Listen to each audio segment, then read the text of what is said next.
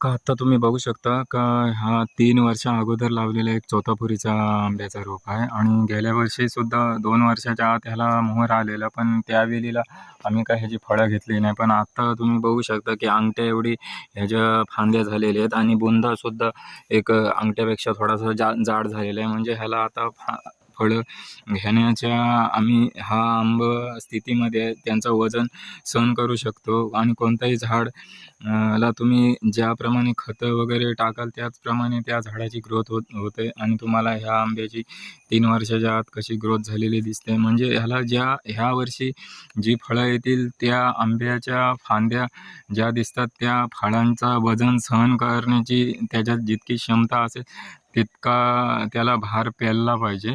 म्हणजे तो त्या आंब्याचा लोड घेऊ शकेल. आणि ह्या वर्षी आता तुम्ही पाहू शकता की सगळ्या बाजूला छोटा छोटा फुटवा दिसत आहे तुम्हाला.